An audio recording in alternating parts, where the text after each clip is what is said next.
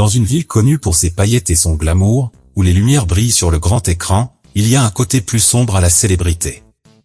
Des stars légendaires aux talents émergents, personne n'est à l'abri des conséquences dévastatrices de l'alcool. Voici les pires alcooliques de l'histoire d'Hollywood, abonne-toi pour plus de contenu et, sans plus attendre, que le spectacle commence. Oliver Reed. Ce type possédait une présence captivante à l'écran, éblouissant le public en interprétant plusieurs méchants notoires. Il était célèbre pour ses yeux bleus frappants, ses cicatrices faciales résultant d'une bagarre dans un bar en état d'ébriété et ses talents d'acteur exceptionnels, qui ont malheureusement été éclipsés par sa dépendance à l'alcool, comme l'a noté Ridley Scott et d'autres. Oliver Reed a acquis une reconnaissance importante grâce à ses performances dans la trilogie des Trois Mousquetaires, Oliver Twist, L'île au trésor et Gladiator, parmi un total de 120 films. Malheureusement, il est mort après avoir terminé le travail sur Gladiator, à la suite d'un défi de boisson avec des marins de la Royal Navy dans un pub maltais. Ridley Scott a personnellement choisi Oliver Reed pour le rôle mémorable de Proximo dans Gladiator, mais à la condition que Reed s'abstienne de boire de l'alcool pendant le tournage. Cependant, selon l'ami proche de Reed, Sir Christopher Lee, après avoir consommé 8 verres, il s'est transformé en un terrible personnage, ce qui en fait un spectacle pénible à voir. Avant de terminer le tournage de son dernier film, Gladiator, Reed s'est rendu un soir dans un pub et a consommé 8 bouteilles de bière, 3 bouteilles de rhum et plusieurs shots de whisky. Incroyable. Richard Burton. Quel acteur charismatique, connu pour son style dynamique, sa voix de baryton et sa relation avec Elizabeth Taylor. Aujourd'hui encore, il brille par ses performances remarquables, comme son rôle nommé aux Oscars dans Qui a peur de Virginia Woolf. Burton a admis avoir commencé son voyage avec l'alcool à l'âge de 12 ans, et pendant ses périodes les plus sombres, il s'est retrouvé consumé par l'attrait de 3 bouteilles de vodka par jour. En dehors de l'écran, son comportement n'était pas très différent. Après avoir entendu parler d'une rumeur de requin, il a avalé sans crainte 21 verres de tequila avant de plonger dans les profondeurs de la mer. Ses habitudes autodestructrices avaient fait gonfler ses reins à des tailles anormales, et une opération chirurgicale ultérieure, au début des années 1980, a révélé que sa colonne vertébrale était incrustée d'alcool cristallisé.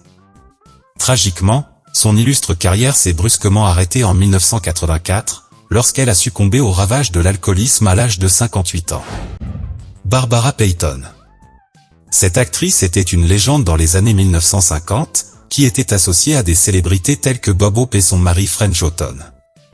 Cependant, sa carrière a décliné et elle est tombée dans la spirale de l'alcoolisme. Elle a ainsi perdu sa beauté, son gagne-pain et a eu de multiples démêlés avec la justice pour cause d'ivresse publique, de chèques sans provision et de prostitution. Elle a partagé l'écran avec des acteurs de renom tels que James Cagney, Gary Cooper et Gregory Peck. La vie personnelle de Payton était cependant chaotique. Elle avait de nombreuses liaisons avec presque tous les hommes qu'elle rencontrait, des relations violentes, des vols à l'étalage et de nombreux démêlés avec la police. Par exemple, en 1962, elle a été accusée d'ivresse publique lorsqu'elle a été surprise en train de dormir à un arrêt de bus sur Sunset Boulevard, vêtue d'un manteau et d'un maillot de bain. Malheureusement, à l'âge de 39 ans, elle a été retrouvée morte d'une maladie du cœur et du foie, et son apparence avait changé si radicalement qu'il était difficile de la reconnaître. Jean-Michel Vincent. Figure hollywoodienne connue pour son apparence frappante et son rôle dans la série télévisée populaire Airwolf, elle a eu une vie qui a commencé avec un immense potentiel, mais qui s'est terminée de façon tragique. Bien qu'il possède des attributs physiques exceptionnels et qu'il ait atteint la célébrité, la consommation excessive d'alcool et de drogue de Vincent l'a conduit sur un chemin destructeur. Ses nombreuses condamnations pour conduite en état d'ivresse, son implication dans de graves accidents de voiture ayant entraîné des blessures telles qu'une fracture du dos et la perte d'une jambe, la violence domestique envers sa petite amie et le vieillissement prématuré dû à la toxicomanie sont des rappels brutaux de sa chute. Autrefois considéré comme le Brad Pitt des années 70 et 80, Vincent a séduit le public américain par son allure captivante et son physique ciselé, laissant une trace indélébile. Il a travaillé avec des légendes telles que Robert Conrad, Brock Hudson, Charles Bronson, John Wayne, Burt Reynolds et Robert Mitchum dans de grands films. Financièrement, il a atteint l'apogée de sa carrière lorsqu'il a touché un salaire record pour son rôle dans Airwolf, faisant de lui l'acteur le mieux payé de l'histoire de la télévision à l'époque.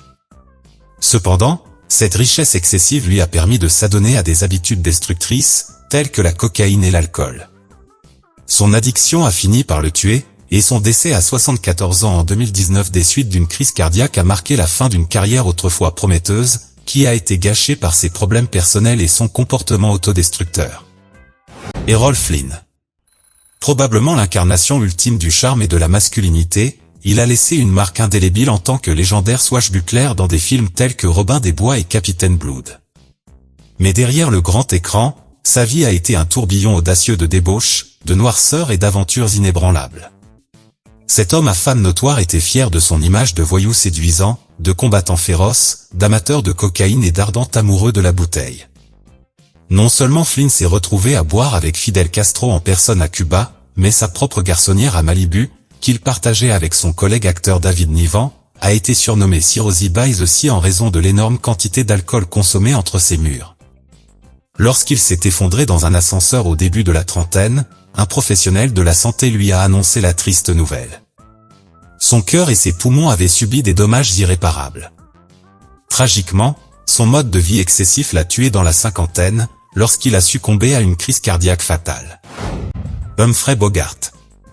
Ce légendaire compagnon a été salué comme le plus grand acteur masculin de l'histoire du cinéma américain.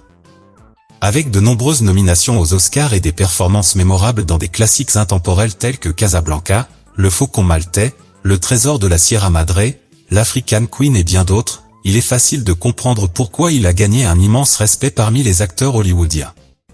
Cependant, dans sa vie personnelle, Bogart était connu pour ses excès de boisson. Selon l'un de ses amis, entre guillemets, Bogart est un type très sympathique jusqu'à tard dans la nuit.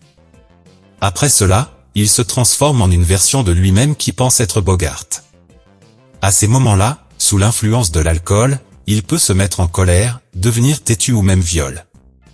Une fois, il s'est présenté en pyjama, refusant de travailler et préférant faire du vélo dans les studios de la Warner Brothers. Bien qu'il ait bu avec des acteurs tels que Richard Burton et Frank Sinatra, Bogart s'est souvent attiré des ennuis et a fini par être banni des pubs, des bars et des clubs. Son penchant persistant pour l'alcool et le tabac a fait des ravages dans les dernières années de sa vie. Britney Spears. La petite princesse de la pop et actrice comique est peut-être l'une des ivrognes les plus célèbres du XXIe siècle. Après une carrière réussie et mal orientée par son père, qui a profité de tout son talent, Britney a décidé d'abandonner la voie de bébé pour se lancer dans un vice malsain, l'alcool. Après s'être fait un nom à Hollywood grâce à des apparitions dans des séries comme How I Met Your Mother, et avoir atteint une renommée mondiale avec des chansons comme Toxic, Spears a sombré dans la dépression et seule la bouteille pouvait lui sauver la vie. Elle a alors décidé de boire jusqu'à la cime des arbres, et bien qu'elle affirme aujourd'hui ne pas boire plus de 5 bières par jour, l'effet de l'alcool se voit dans ses dangereuses stories Instagram, dans lesquelles elle ne nous donne pas une bonne image, malheureusement.